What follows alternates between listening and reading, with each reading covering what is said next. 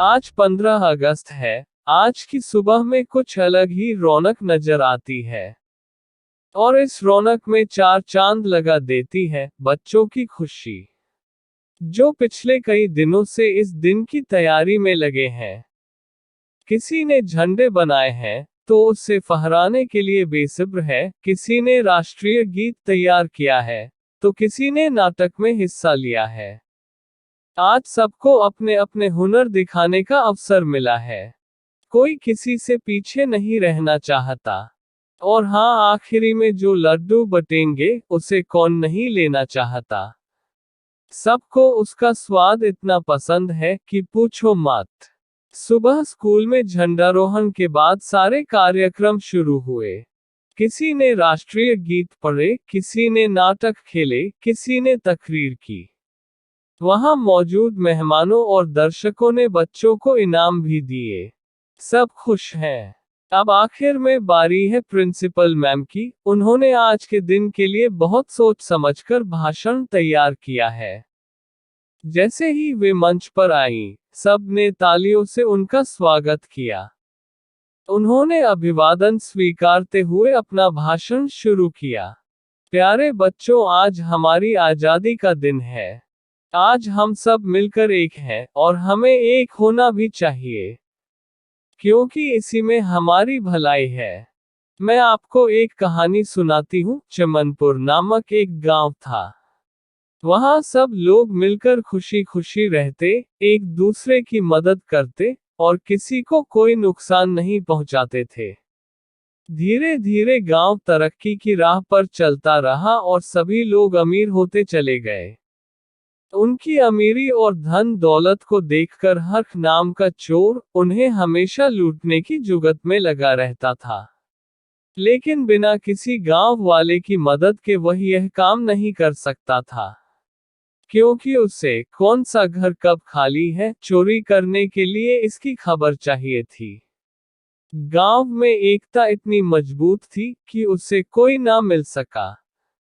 तो उसने लोगों में फूट डालने की योजना बनाई, क्योंकि उसे पता था कि जब तक लोग एकजुट हैं वह अपने मंसूबों में कामयाब नहीं हो सकता। उसने झूठी झूठी अफवाहें फैलाने शुरू कर दी। कभी वह किसी खेत में नुकसान पहुंचाता और गांव वालों में से किसी का नाम लेकर कहता कि उसने उसे ऐसा करते देखा है। कभी किसी के जानवर को जहर देकर मार देता और गांव के ही किसी आदमी पर इल्जाम लगा देता। गांव में पहले उस पर किसी ने यकीन नहीं किया, लेकिन धीरे धीरे लोग उसकी तरफ आने लगे और आपस में ही नफरत करने लगे। अब क्या था, हर्ष की चाल ने काम कर दिया। अब उसे अपने मतलब की खबर गांव वाले ही देने लगे। उसने उनकी फूट का फायदा उठाया और एक एक करके सबको लूटना शुरू कर दिया। धीरे धीरे गांव में तबाही मच गई। लोग आपस में लड़ने भिड़ने लगे, एक दूसरे से नफरत करने लगे। हर्ष के तो मजे आ गए थे, लेकिन लोगों की जिंदगी बदल हो गई थी। लूट लूट कर उसने सबको गरीब बना दिया। लोग बहुत बुरी जिंदगी जी रहे थे। ना समाज में शांति थी, ना लोगों में भाईचारा, सब कुछ खत्म हो गया था। एक दिन उस गांव से एक संत गुजर रहे थे। वहां की हालत देखकर उन्हें बहुत दुख हुआ, क्योंकि पिछली बार जब वे वहां से गुजरे थे तो हालात कुछ और थे, और अब कुछ और है। उन्होंने लोगों से बातचीत की तो उन्हें हर्ष की शैतानी का अंदाजा हो गया। उन्होंने लोगों को इकट्ठा किया और लोगों को समझाना शुरू किया कि अपनी हालत के जिम्मेदार वे खुद हैं। आपसी लड़ाइयों और दुश्मनियों ने उन्हें बर्बाद कर दिया, और इसका फायदा हर्ष उठा रहा है। वह लोगों को उकसाकर अपनी जुगत साध रहा है।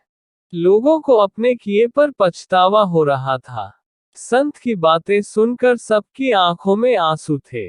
वह आपस में गले मिलने लगे और फिर से एकजुट होकर रहने के वादे किए। गांव में फिर से खुशहाली फैल गई। इस बार हर्ष ने अफवाह फैलाने की कोशिश की तो लोगों ने उससे सबूत मांगा।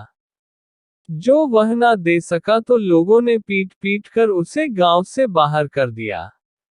प्रिंसिपल मैम के भाषण को सब लोग बड़े ध्यान से सुन रहे थे, सबने तालियां बजाने शुरू कर दी।